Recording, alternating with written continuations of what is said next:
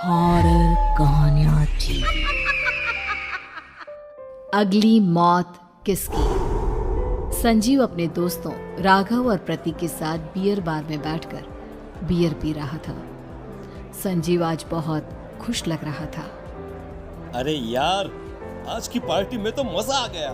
तुम दोनों दोस्तों के साथ तो मेरी जिंदगी इतनी अच्छी है कि क्या बताऊं कितनी अच्छी है। अरे भाई, अब दोस्ती की है तो जीना मरना सब साथ में। हाँ अरे अरे यार सुनो, जल्दी से एक बियर और ऑर्डर करते हैं ना, एक आखिरी, और उसके बाद ये जश्न यहीं खत्म हो जाएगा।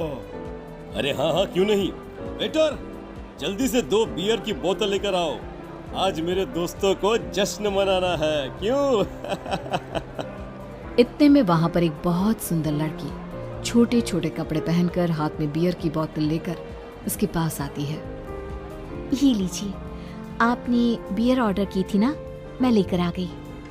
क्या बात है यार, इस बार की वेटर तो बड़ी सुंदर है। अब बियर लेकर आई हो तो अपने हाथों से ही पिला दो ना। हाँ हाँ, क्यों नहीं, जैसा आप बोलोगे मैं वैसा ही करूँगी। क्या बात है यार, अब तो लगता है रोज यहीं आना पड़ेगा। उसके बाद वो लड़की उन तीनों को बियर सर्व कर देती है।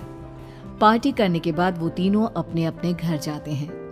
प्रतीक संजीव और राघव को उनके घर छोड़कर जैसे ही अकेला अपनी कार में आकर बैठता है तो अचानक उसे एहसास होता है जैसे उसकी कार की पीछे वाली सीट पर कोई बैठा हुआ है।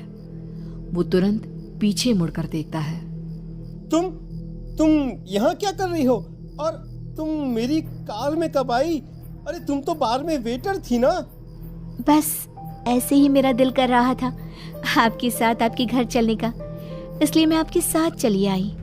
अरे लेकिन तुम मेरी कार में आई कब? अभी कुछ देर पहले तो यहाँ पर मेरे दोस्त बैठे हुए थे। प्रतीक के इतना बोलते ही उस लड़के का चेहरा खतरनाक तरीके से बदल जाता है। उसकी आंखें पत्थर की तरह सफेद और पूरे शरीर पर नीली नीली नसें उभर आती है। गाड़ी चलाओ, पूरी स्पीड में चलाओ, और अगर तुमने गाड़ी रोकने की कोशिश भी की तो मुझसे बुरा कोई नहीं होगा। डर की वजह से प्रतीक के पसीने छूटने लगते हैं। उसका शरीर बुरी तरह से कांप रहा था। प्रतीक बिना कुछ सोचे समझे कार को फुल स्पीड से चलाना शुरू करता है। चलते चलते वो शहर से दूर एक पहाड़ी पर पहुंच जाता है और सामने अब सिर्फ पहाड़ी का किनारा दिख रहा है, जिसे देख प्रतीक घबराकर अचानक से कार को ब्रेक लगाता है। देखो देखो देखो देखो, मुझे छोड़ दो मुझे। अगर मैंने गाड़ी जरा सी भी आगे बढ़ाई तो हम दोनों नीचे गिरकर मर जाएंगे। ये तो तुम्हें पहले सोचना चाहिए था ना। अब कुछ नहीं हो सकता।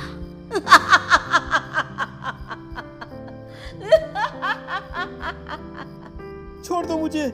नहीं प्लीज मुझे छोड़ दो। प्लीज मुझे जाने दो। छोड़ दो मुझे। गाड़ी आगे बढ़ाओ। और तभी अचानक से बिना प्रतीक के स्टार्ट किए उनकी कार आगे बढ़ती है और गहरी खाई में गिर जाती है। उसके चीखने की आवाजें चारों तरफ सुनाई देती है।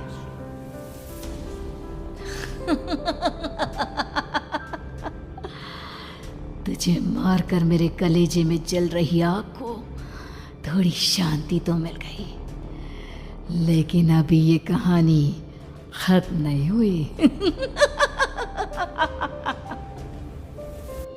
और फिर अगले दिन राघव और संजीव को पता चलता है कि प्रतीक की पहाड़ी से नीचे गिरकर मौत हो गई। अरे कल रात की तो बात है यार, हम सब बैठकर पार्टी कर रहे थे, लेकिन मेरी एक बात समझ में नहीं आ रही। राघव शहर से इतना बाहर उस पहाड़ी पर इतनी रात को क्या करने गया था? अरे यार, वही सोचकर तो मैं भी परेशान हूँ। हम दोनों को छोड़ने के बाद तो वो सीधा अपने घर जाने वाला था, और वो आत्महत्या क्यों करेगा भाई? कल रात तक वो कितना खुश था, हमारे साथ सेलिब्रेट कर रहा था।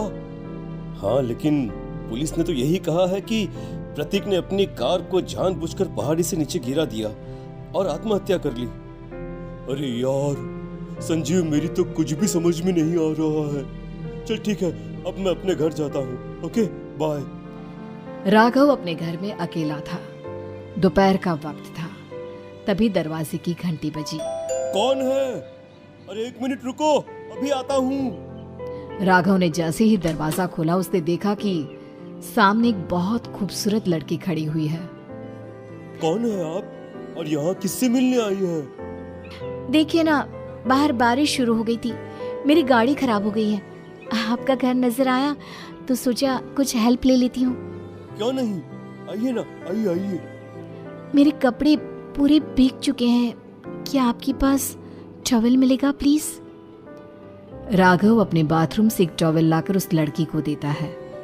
थैंक यू सो मच, अब मैं चलती हूँ। अरे इतनी क्या जल्दी है? आप चाहे तो बारिश रुकने तक यहाँ पर रुक सकती हैं। हाँ। लड़की ने पलटकर राघव की तरफ देखा।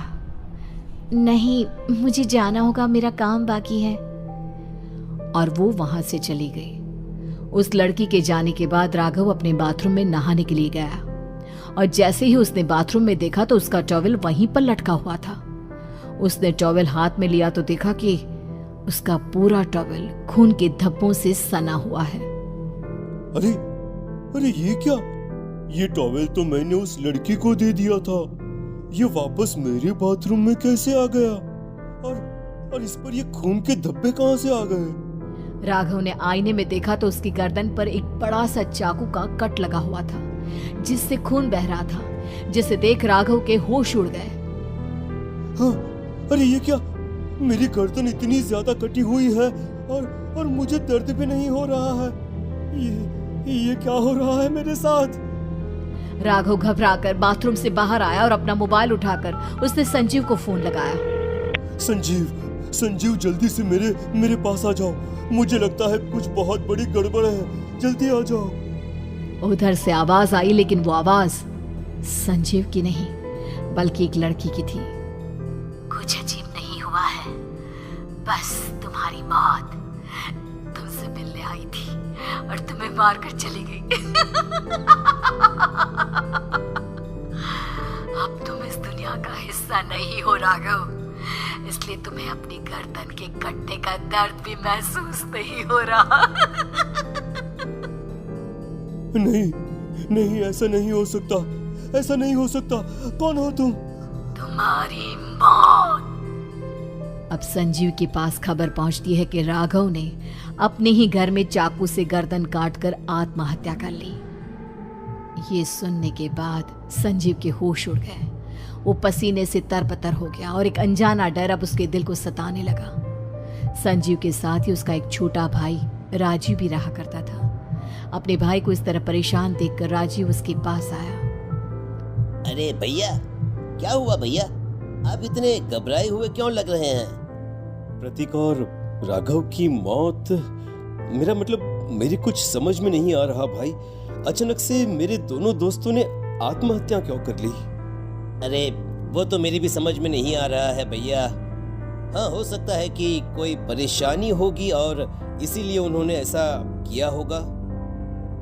हाँ, लेकिन दोनों की जिंदगी में एक साथ परेशानी और दोनों का इतनी खतरनाक तरीके से आत्महत्या करना, कहीं ऐसा तो नहीं मैं भी मर जाऊंगा? अरे आप ऐसी बातें क्यों कर रहे हैं भैया? वैसे ही मैं इतना परेशान हूँ। जब से अंजलि ने मेरा साथ छोड़ा है तब से सब कुछ बहुत अजीब सा हो गया है। रोज रात को डरावने सपने आते हैं।